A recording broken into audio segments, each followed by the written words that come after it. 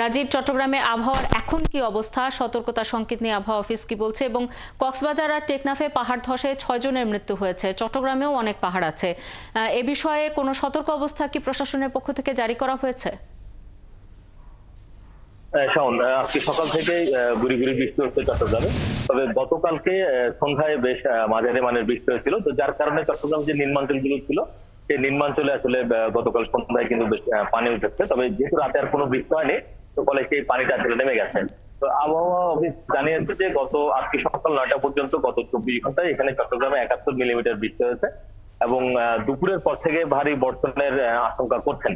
আপনি যেটা বললেন যে যেহেতু কক্সবাজারে ছজন মারা গেছে পাহাড় ধসে, তো চট্টগ্রামে আসলে যে ভারী বৃষ্টিপাত হলে যে সমস্যাগুলো হয়, প্রথমত নিম্নাঞ্চল গুলো পানিতে জলাবদ্ধতা তৈরি হয় এবং সেই সাথে চট্টগ্রামের যে পাহাড়গুলো আছে সেগুলো একটা পাহাড় ধসের একটা আশঙ্কা আসলে তৈরি হয়। চট্টগ্রামে এর আগেও বেশ কয়েকবার পাহাড় ধসে বেশ হতাহতের ঘটনা ঘটেছে।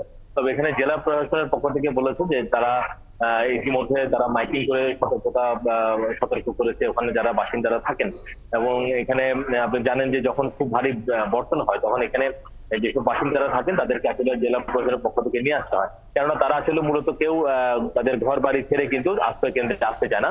কিন্তু যখন আসলে পাহাড় ধস হয় তখনই প্রশাসন আসলে তখন তার ঠিক আগ মুহূর্তে আসলে তাদেরকে নিয়ে আসতে যায় এবং অনেকে আসে না বলে কিন্তু আসলে এখানে পাহাড় ধসের সময় অনেকেই হতাহত শিকার হন। তবে জেলা প্রশাসন কিন্তু সবসময় এখানকার জেলা প্রশাসন তারা কিন্তু সবসময় সচেতন, এরকম ভারী বর্ষণের আগে তারা ওখানে এলাকায় মাইকিং করেছেন এবং সেই সাথে যারা উদ্ধার কর্মী আছে বিশেষ করে রেড ক্রিসেন্ট এবং অন্যান্য যারা কর্মী তাদের সাথে আসলে বৈঠক করে একটা এখানে তারা সিদ্ধান্ত নেন যে আসলে যখন ভারী বর্ষণ হবে বা যখন পাহাড় ধসের মতো ঘটনা ঘটবে তখন যারা উদ্ধার কাজ যেন দ্রুত করতে পারে।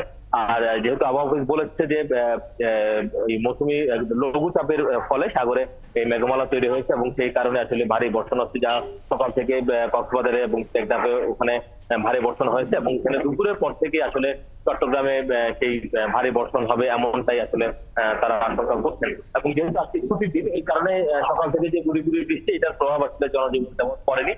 তবে ভারী বর্ষণ হলে এখানে যে চট্টগ্রামের যে নির্মাঞ্চল গুলো আছে বিশেষ করে চকবাজার, মুরাদপুর এবং সাতালগঞ্জ সহ যে নির্মাঞ্চল গুলো আছে সেই নির্মাঞ্চল গুলো পানিতে পূর্ণ হয়ে যায়। এবং তবে আশঙ্কা রয়েছে যেহেতু ভারী বর্ষণ, তবে সেই ক্ষেত্রে পাহাড় ধসের বিষয়টাই আসলে একটু আশঙ্কার যে বিষয়, যে এর আগেও আপনি জানেন যে পাহাড় ধসের কারণে চট্টগ্রামে বেশ কিছু মানুষ মারা গেছে। এখানে যে ঝুঁকিপূর্ণ পাহাড়গুলো রয়েছে সেই ঝুঁকিপূর্ণ পাহাড়গুলোর বিষয়ে এখানকার জেলা প্রশাসন তারা কোনো স্থায়ী কোনো সমাধানে যাচ্ছে না। যখনই আসলে কোনো একটা দুর্ঘটনা ঘটে তখন তারা শুধুমাত্র যে পাহাড় রক্ষা কমিটি তারা একটা বৈঠক করে আসলে তাদের দায়টা সারেন। তো এখানে 17টা পাহাড় রয়েছে যেগুলো আসলে খুব ঝুঁকিপূর্ণ। এই 17টা পাহাড় আবার চট্টগ্রামের যে 7টা যে সেবা প্রতিষ্ঠানগুলো আছে সেই সেবা প্রতিষ্ঠানগুলোর মালিকানা রয়েছে, ফলে তাদের মধ্যে আসলে সমন্বয়ের ঘাটতি আছে, যে কারণে এই পাহাড়ের ব্যবস্থাপনার যে বিষয়টা সেটি আসলে কোনো স্থায়ী কোনো সিদ্ধান্ত আসলে নেওয়া যাচ্ছে না। এখন পর্যন্ত কোনো স্থায়ী সমাধানেও আসা যায়নি। আপনি খবর রাখতে থাকুন।